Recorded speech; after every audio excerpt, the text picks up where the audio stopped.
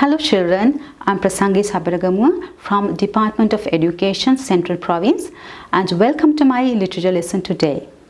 Today I'm going to talk about one of the poems in your syllabus, and before starting I would like you to have your anthology with you so that you can refer to the poem whenever necessary. The poem that I am going to deal with today is Farewell to Barn and Stack and Tree by A.E. Housman.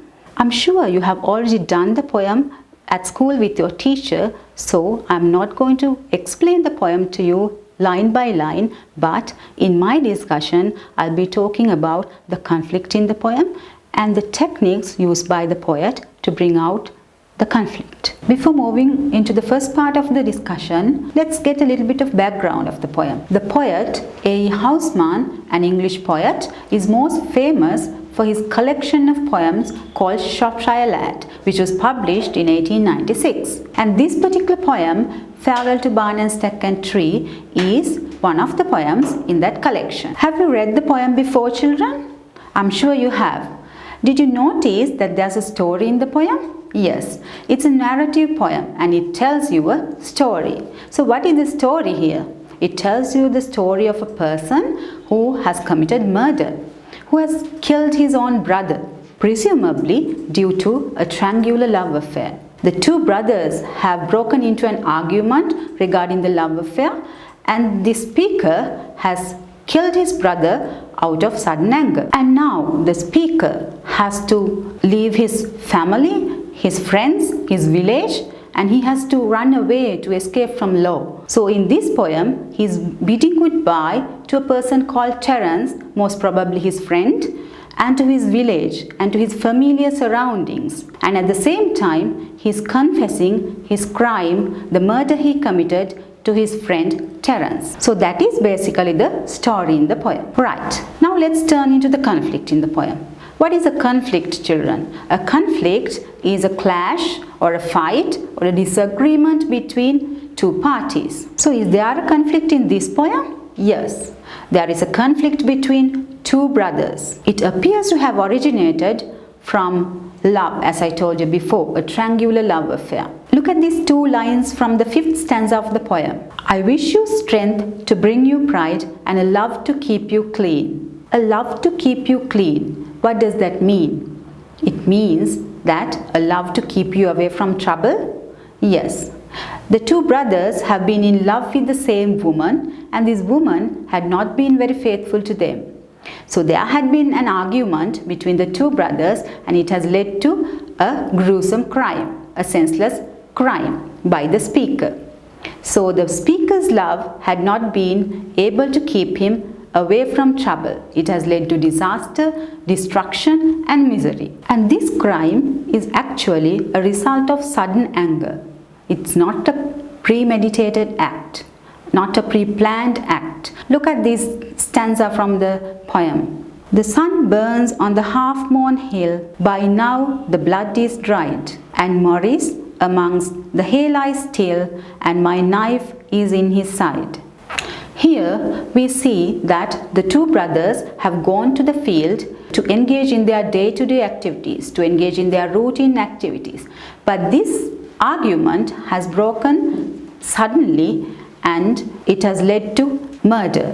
And now the speaker or the murderer is shocked to see his brother lying amongst hay, dead, with blood everywhere and his own knife on the brother's side. Now only he has come back to his senses. Now only he has realized what he has done. So now he is confessing his crime to his friend. And in the 3rd stanza, he talks about his mother. Look at the 3rd stanza. My mother thinks us long away, 'tis time the field were mown. She had 2 sons at rising day, tonight she'll be alone.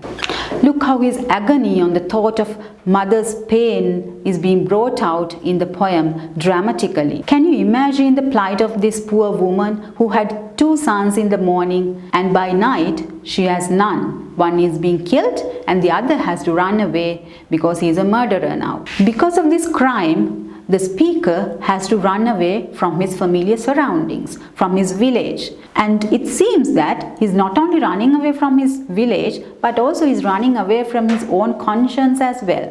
What is conscience, children? Conscience is your sense of right or wrong. Heard the Shakshya you call in Sinhala.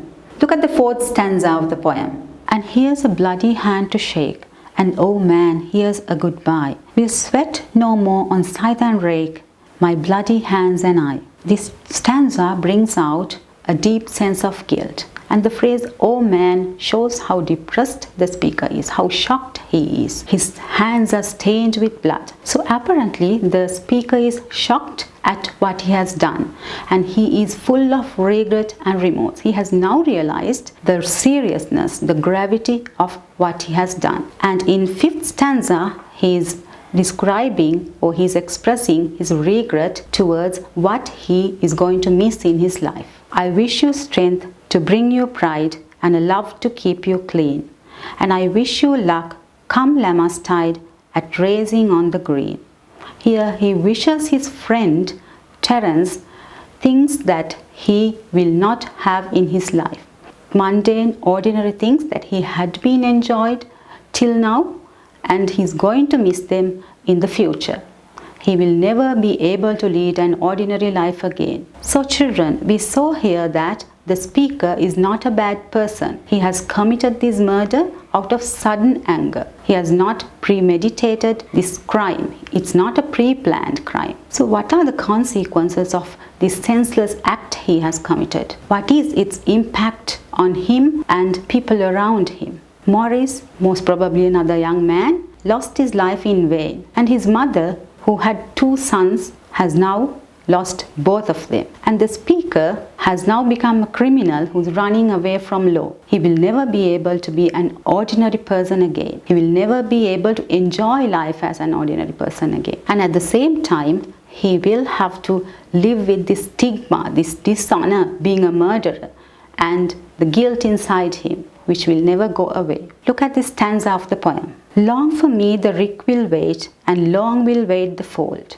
and long will stand the empty plate, and dinner will be cold. The rick, the fold, the plate, and his dinner will wait for him. But will he ever come back? No, he will never be able to lead an ordinary life again. He is a fugitive now. He is an escapee. He is running away from law. So this stanza shows how repentant he is, how regretful he is because of this senseless act he committed due to sudden anger. Okay children, so what is the lesson that this poem teaches you? What is the theme of the poem? What is the message that the poet is trying to give you? It tells you that conflicts may lead to disaster and misery. And conflicts should be resolved peacefully through discussion, not through arguments, not through fights, and definitely not through violence. And I feel that this poem is quite applicable to today's society, in which conflicts are most of the time resolved through violence. We hear similar stories on TV and in newspapers every day, in which people kill their own brothers and sisters, their parents, and sometimes their own children. So this poem tells you that you should consider before acting. You should consider the consequences of your actions before taking a step. And this poem also appeals to you as young children. You are naive, you are inexperienced, and you are impulsive. And before making decisions, you always have to consider the consequences. You sometimes make very rash decisions, very hasty decisions. So this poem tells you that once something is done, it is undone. So my dear children, you have to learn your lesson from this poem. It gives you a life lesson. Okay, now you know the conflict in the poem, the reasons for the conflict, and its consequences. Now let's look at the techniques used by the poet to bring out the conflict. The poet in this poem has employed ballad style. Let's look at the ballad features he has used in the poem. Telling a story, using dialogue form, repetition, colloquial language, and rhymed quatrains. Let's consider the ballad features one by one. Telling a story. Ballads usually relate stories, and these stories were found from their familiar environment, and they were converted into ballads to be sung at village festivals. So they included stories, either tragic or comic. And in this poem, we see a tragic story of a person who killed his brother. The next one is use of dialogue form. Ballads usually use dialogue forms. They are conversations between different characters. And this use of dialogue form make ballads more dynamic, more lively, and it creates suspense in the reader. So in this poem also, A. Housman has used that technique. The whole poem is a conversation between the speaker and Terence. Although Terence's utterances are not present in the poem, it's still effective. The poem becomes familiar to the reader because of the dialogue form. Repetition is another technique extensively used in ballads.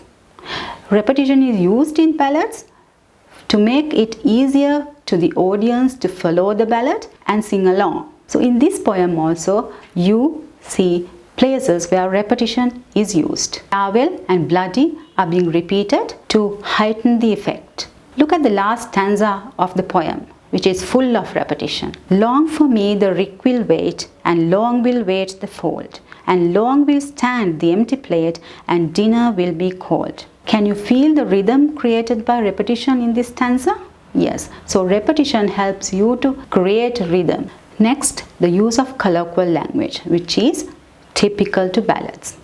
Usually the ballads were sung at village ceremonies, village festivals by common people. So ballads use colloquial language, day-to-day language, which is simple and familiar to the audience. This poem also, you see that the language is simple and it's the language of day-to-day conversation. And it has made the poem familiar to the reader. And at the same time, the poet has used very powerful words. Words like farewell, no more, alone, empty plate, cold dinner are being used very effectively. They create a lingering melancholic feeling in the reader, a feeling of nostalgia in the reader. So the poet has used diction very effectively. And when we talk about the structure, the typical ballad structure is rhymed quatrains. A quatrain is a 4-line stanza. So in this poem, you have 6 quatrains, 6 4-line stanzas with a regular rhyming scheme. What is the rhyming scheme here? A, B, A, B, C, D, C, D, E, F, E, F, and so on. So this quatrain structure has given the poem a unique identity and allows the natural flow of the story. And also it has helped to create suspense in the reader.